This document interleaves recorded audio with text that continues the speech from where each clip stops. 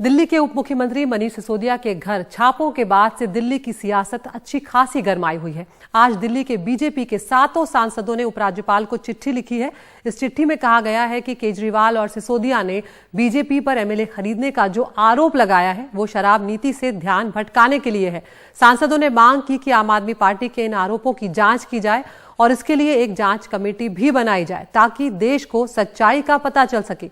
इस बीच बीजेपी ने एक प्रेस कॉन्फ्रेंस कर आज फिर आम आदमी पार्टी पर जमकर हमला बोला है। आम आदमी पार्टी ने भी बीजेपी पर पलटवार किया है। आप नेता आतिशी ने कहा कि बीजेपी देश की सरकारों को गिरा रही है, ऐसे में ऑपरेशन लोटस पर जांच की जरूरत है। हमारे विधायकों को खरीदने की कोशिश की गई।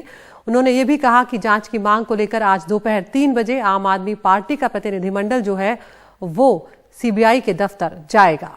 तो यहाँ पर दोनों ही तरफ से एक दूसरे पर जमकर हमले किए जा रहे हैं। यहाँ तक कि दिल्ली की विधानसभा में रात भर का धरना प्रदर्शन भी हमने देखा था, जब परसों रात सत्ताधारी पार्टी के विधायक और विपक्षी पार्टी के जो विधायक हैं वो विधानसभा में धरना देते हुए नजर आए।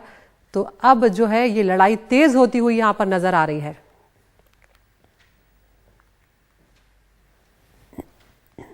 कि अरविंद केजरीवाल जी ने कहा कि आप MLAs had got calls from the BJP where they were offered huge amounts of cash to transfer their allegiance to the BJP.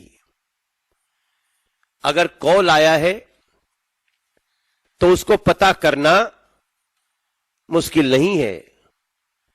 तो हमारी डिमांड है यथाशीघ्र जिनको जिनको कॉल आया है उन सभी लोगों के फोन जांच एजेंसी को लेना चाहिए। इस पे जांच बैठनी चाहिए और दूध का दूध, शराब का शराब हो ही जाना चाहिए।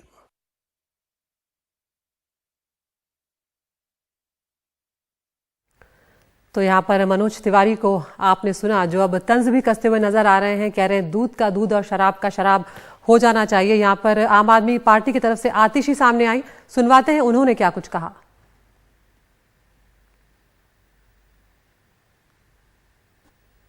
आज ऑपरेशन लोटस पर एक जांच की जरूरत है कि आखिरकार इतना सारा पैसा भारतीय जनता पार्टी कहां से लेकर आ रही है। ये जो पेट्रोल और डीजल के बढ़ते हुए दाम हैं, उससे जो आने वाला पैसा है उसको भारतीय जनता पार्टी डाइवर्ट करके ऑपरेशन लोटस में खर्च कर रही है। आज दोपहर 3 बजे आम आदमी पार्टी के विधायकों का delegation central bureau of investigation CBI जाएगा और इस पूरे ऑपरेशन लोटस पर एक देशव्यापी जांच की मांग करेगा। और इस मुद्दे पर चर्चा करने के लिए हमारे 2 सहयोगी हमारे साथ जुड़ रहे हैं, रवि रंजन शुक्ला और शरद शर्मा।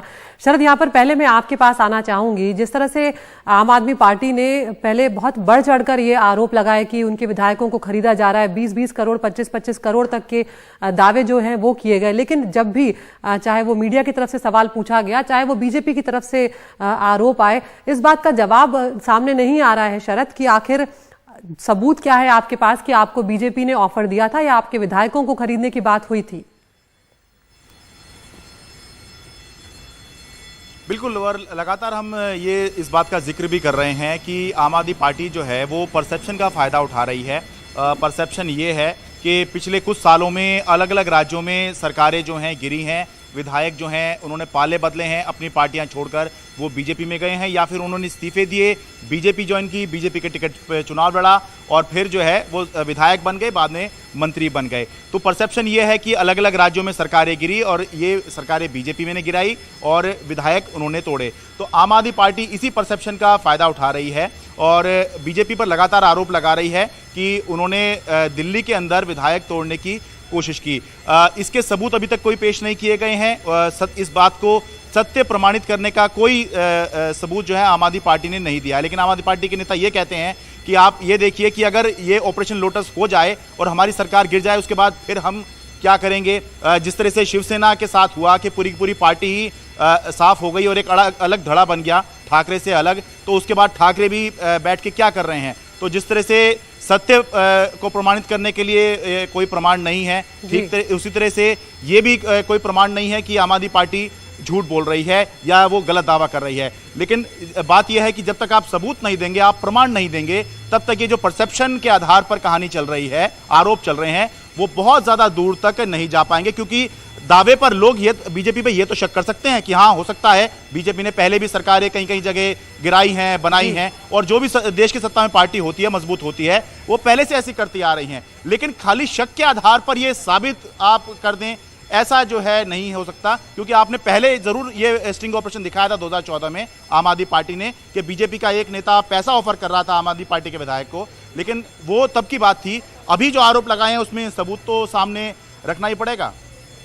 बिल्कुल शरद, आप बने रहिए, रवीश का रुख करेंगे। रवीश, परसेप्शन की लड़ाई में बीजेपी कहीं भी पीछे जाती हुई नजर नहीं आना चाहती। वो बिल्कुल बढ़ चढ़ के उनके केंद्रीय मंत्री सामने आ रहे हैं, सांसद एक के बाद एक सामने आ रहे हैं, रोज कई एक से ज्यादा प्रेस कॉन्फ्रेंस हम देख रहे हैं यहाँ पर होने को मिल रही है। लेकिन बीजेपी इन आरोपों का जवाब कैसे दे रही है कि वो सरकार, क्योंकि वो एक परसेप्शन की लड़ाई अब हो चुकी है, ये तो हम देख ही रहे हैं। लेकिन रवीश, यहाँ पर बात ये भी है कि बीजेपी ये करती आई है, वो अलग अलग राज्यों में उससे सरकारें गिराई हैं, तो ये आरोप जो लग रहा है उस पर बीजेपी का क्या जवाब है? आज देखिए अदिति, ये तकरीबन 10 दिनों से लगातार आरोप प्रत्यारोप का दौर चल रहा है। गुजरात की सियासी लड़ाई जो है वो कहीं ना कहीं दिल्ली की सड़कों से लड़ने की कोशिश दोनों ही पार्टियों की तरफ से की जा रही है। बीजेपी ने आरोप इसलिए बहुत ज्यादा तीखे किए हैं क्योंकि अरविंद केजरीवाल गुजरात में गए हैं और वहां पर चुनाव प्रचार उन्होंने शुरू किया है। बीजेपी का सीधा 3 सवाल है। बीजेपी का यह कहना है कि जो नई शराब नीति है उसमें आखिर जो कमीशन है कंपनियों का वो 5% से लेकर 15% क्यों कर दिया गया। दूसरा सवाल है कि जब रिटेल डिस्ट्रीब्यूशन और ये एक ही कंपनी को नहीं दी जा सकती हैं तो आखिर ये कैसे कुछ कंपनियों को दिया गया। तीसरा सवाल यह है कि जब शराब की बिक्री ज्यादा हुई तो आखिर रेवेन्यू कैसे दिल्ली सरकार का घट गया। अब बीजेपी का यह कहना है कि जब 3 सवाल पूछे जाते हैं तो आम आदमी पार्टी की तरफ से बार बार दूसरे चीजों का उत्तर देने की कोशिश की जाती है। मसलन ये आरोप लगा कि कौन कॉल की रिकॉर्डिंग है, उनके पास में मनीष सिसोदिया ने यह आरोप लगाया। फिर उससे बढ़कर आरोप लगे कि विधायकों को खरीदने की कोशिश की जा रही है, बाकायदा एक अमाउंट का जिक्र किया गया और यह कहा गया कि उनके पास ऑडियो रिकॉर्डिंग है और जब वक्त आएगा तब इसको दिया जाएगा। तो दुखद बात इस पूरे मामले का यह है कि दोनों ही पार्टियां संस्थाओं के कंधे पर बंदूक रखकर यह आरोप प्रत्यारोप का दौर चला रही हैं। एलजी चूंकि बीजेपी के नजदीक माने जाते हैं तो इसी के वजह से आज बीजेपी ने एलजी को यह जांच की मांग की है कि आप इसकी जांच करें, दूध का दूध पानी का पानी करें कि आखिर कॉल रिकॉर्डिंग किसके पास आई है। एक प्रवेश वर्मा जो सांसद है उन्होंने तो यहां तक कह दिया कि सभी विधायकों के नार्को टेस्ट करवाने चाहिए। उधर आम आदमी पार्टी में आपने देखा कि विधानसभा में चूंकि बहुमत है तो इसलिए आपने देखा कि 2 दिनों से वहां पर भी जो है वो कहीं ना कहीं एक कीर्तन हो रहा है और गिटार बज रहे हैं, तमाम तरह नारे लगाए जा रहे हैं, आरोप प्रत्यारोप लगाए जा रहे हैं। तो दोनों ही पार्टियां ये करीब करीब आरोप प्रत्यारोप लगा रही हैं और दिल्ली के लोगों के लिए ये कोई रॉकेट साइंस नहीं है। वो आज सुबह भी जब अखबार पढ़ते होंगे तो दोनों ही पार्टियों की तरफ से जो आरोप प्रत्यारोप लग रहे होंगे वो दिल्ली की समझदार जनता है वो समझती होगी कि आखिर इसके पीछे की क्या राजनीति है। तो इसको समझने के लिए कोई रॉकेट साइंस की जरूरत नहीं है। हम सब जानते हैं कहीं ना कहीं कि एक दूसरे पर तीखे आरोप लगाकर सियासी फायदा उठाना ये दोनों ही पार्टियों का मकसद है। अब देखना यह होगा कि जो ऑडियो कॉल की रिकॉर्डिंग की बात आ रही है आम आदमी पार्टी उसे कब जारी करती है। बीजेपी की तरफ से जो आरोप लगाए जा रहे हैं कि नार्को टेस्ट करवाया जाए उसका आखिर क्या होता है, तो ये देखने वाली बात होगी। लेकिन गुजरात चुनाव तक आदित्य इसी तरीके के धरने प्रदर्शन और तीखे आरोप प्रत्यारोप दिल्ली वालों को देखने को और सुनने को बिल्कुल, और क्योंकि आम आदमी पार्टी सबूत नहीं रख रही है और इसीलिए बीजेपी और ज्यादा आक्रामक भी होती जा रही है। बहुत बहुत शुक्रिया रवीश और शरद आप दोनों का। और जिस तरह से ये दोनों ही सहयोगी हमारे बता रहे हैं कि ये जो गुजरात की लड़ाई है ये दिल्ली की सड़कों से एक तरह से लड़ी जा रही है, ये एक बहुत बड़ा बिंदु है क्योंकि गुजरात में चुनाव है और दोनों ही पार्टियां बहुत ज्यादा गुजरात पर फोकस कर रही हैं।